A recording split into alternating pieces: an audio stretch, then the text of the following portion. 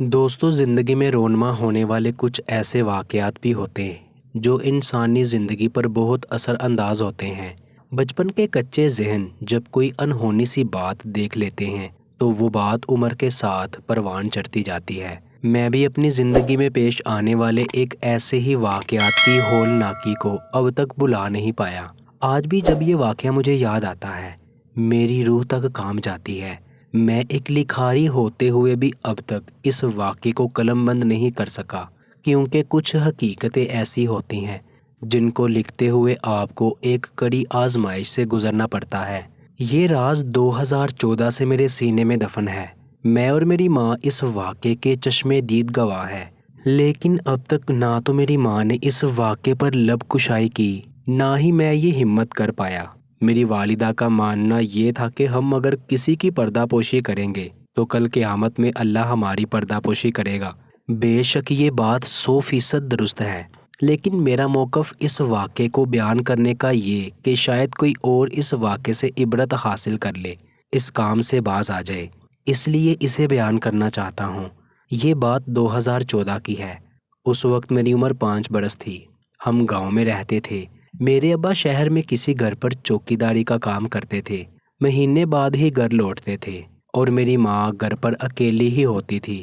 ہمارے پڑوس سے اکثر ایک ناگوار سی بو آتی رہتی تھی، اور اکثر یہ بو رات کو بھرنے لگتی تھی، جیسے کوئی گندی سی چیز کو آگ پر پکایا جا رہا ہو۔ میں چھوٹا تھا، پھر میری سونگنے کی حس بھی بہت تیز تھی۔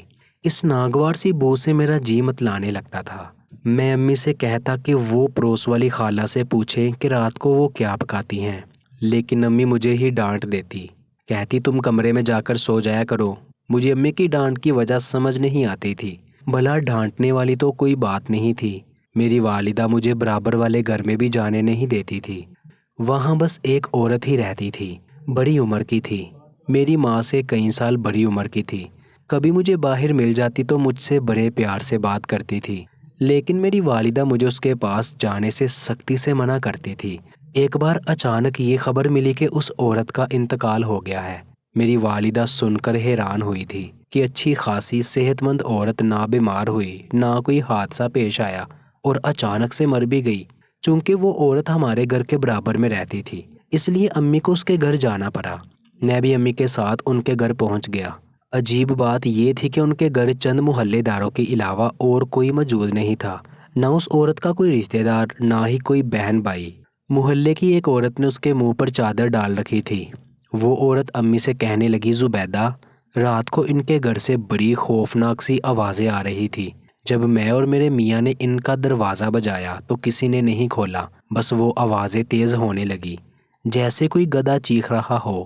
مجبوراً میرے شوہر نے دروازہ کو دھکے سے کھولا۔ جب ہم دونوں اندر آئے تو یہ کہہ کر وہ عورت زور سے اپنی آنکھیں میچ گئی اور جھرجھری سی لینے لگی۔ میں اسے غور سے دیکھ رہا تھا، پھر کچھ یہ بھی تجسس تھا کہ ایسا اس نے کیا دیکھا۔ اس عورت نے آنکھیں کھولی تو اس کی آنکھوں میں عجیب سی وحشت تھی۔ کہتی اس عورت کی شکل بگڑ چکی تھی، ایسی شکل کہ کوئی انسان اسے دیکھنے کا متحمل نہیں ہو سکتا۔ میں نے فوراً سے آنکھیں بند کر لی۔ میرا تو دیکھ کر کلیجہ منہ کو آنے لگا تھا۔ میرے شوہر نے بھی آنکھیں بند کر کے اس کے چہرے پر چادر ڈال دی۔ اف میرے خدایا، یہ کہہ کر وہ عورت کانوں کو ہاتھ لگانے لگی۔ میری والدہ جو یہ سوچ رہی تھی کہ چلو چادر ہٹا کر اسے دیکھ لیں، اپنا ارادہ بدل چکی تھی۔ لیکن اس عورت کی بات سن کر مجھے تو اس عورت کی شکل دیکھنے کا تجسس اور بھی بڑھ گیا۔ میں نے اپنی امی کی چادر کھینچ کر کہا کہ امی مجھے اس خالہ کی شکل دیکھنی ہے، لیکن میری امی نے مجھے غصے سے آنکھیں دکھائی اور گھور کر چپ رہنے کا اشارہ کیا۔ میری بات وہ دوسری عورت بھی سن چکی تھی جو یہ سب بتا رہی تھی۔ خوف سے بولی، نا زبیدہ، اسے اس کی شکل اپنے بچے کو نہ دکھانا، کئی راتوں تک سو نہیں پائے گا۔ توبہ توبہ۔ میرا شوہر دیکھ کر کانپ گیا تھا، یہ تو پھر بچہ ہے۔ اس وقت تو مجھے اس عورت کی بات بری سی لگی جس کی وجہ سے میں شکل نہیں دیکھ پا رہا تھا۔ بمشکل ہی 4 مرد اس عورت کی میت کو اٹھانے کے لیے تیار ہوئے تھے۔ اس عورت کو ہمارے محلے میں کوئی بھی اچھا نہیں سمجھتا تھا۔ گھر میں میری امی کے علاوہ بس 2 عورتیں اور تھیں، جن میں سے کوئی بھی میت کو غسل دینے کے لیے تیار نہ تھی۔ اس عورت کی میت چارپائی پر رکھی ہوئی تھی کہ اچانک اس کا ہاتھ چادر سے نکل کر چارپائی سے نیچے کو لٹکا تھا۔ سیاہ رنگ کا موٹا بڈھا سا ہاتھ جس پر بے تحاشا کالے بال تھے، جیسے کسی بدمانس کا ہاتھ ہو۔ سب حیران و پریشان تھے کہ ہاتھ خود بخود کیسے چارپائی سے نیچے گر گیا۔ اس کا ہاتھ دیکھ کر میری والدہ گھبرا سی گئی تھی۔ ابھی ٹھیک سے ہم سوچ بھی نہیں پائے تھے کہ وہ مردہ عورت اٹھ کر بیٹھ گئی۔ جیسے ہی وہ اٹھ کر بیٹھی، وہاں موجود عورتوں کی چیخیں بلند ہوئی تھی۔ چادر اس کے چہرے سے ہٹ کر نیچے گر چکی تھی۔ میں نے اسے دیکھ کر اگلے ہی پل اپنی آنکھیں زور سے بند کر لی۔ میرا دل اس زور سے دھڑکا کہ شاید پھٹ ہی جائے گا۔ اس عورت کی شکل گدھے کی شکل میں بدل چکی تھی۔ چہرے پر بے تحاشا کالے بال تھے۔ عورتیں ڈر کے مارے پیچھے ہٹی تھی۔ وہ عورت کہنے لگی، موت کا عذاب بہت دردناک ہے۔ اس کی آواز اتنی بھاری اور خوفناک تھی کہ جیسے کوئی گدھا انسانی زبان میں بول رہا ہو۔ وہ کہنے لگی، میرے گناہ کی وجہ سے اللہ نے مجھے عذاب میں مبتلا کر دیا ہے۔ اللہ اللہ مجھے معاف کر دے، مجھے معاف کر دے اللہ۔ وہ عورت زور زور سے چلانے لگی اور ساتھ ہی دوبارہ انتقال کر گئی۔ لیکن سب لوگ خوف کے مارے کانپ رہے تھے۔ کوئی اسے ہاتھ لگانے کو تیار نہیں تھا۔ سب پر ایسا لرزہ طاری تھا کہ جیسے وہ عورت دوبارہ اٹھ بیٹھے گی۔ ایک شخص گھر سے باہر نکل کر مسجد کے امام صاحب کو بلا لایا۔ وہ اندر داخل ہوئے تو اس عورت کو دیکھ کر رخ موڑ گئے۔ پھر اس شخص نے ساری رداد انہیں سنا دی جو امام صاحب کو لے کر آیا تھا۔ وہ بولے، اللہ اس پر رحم فرمائے، اس کے عیبوں پر پردہ پوشی فرمائے۔ پھر کہنے لگے، آپ لوگ تدفین میں دیر مت کرو۔ اس عورت کو غسل دینے کے لیے کوئی بھی عورت تیار نہیں ہے۔ سب کو یہ خوف ہے کہ کہیں یہ اٹھ کر نہ بیٹھ جائے۔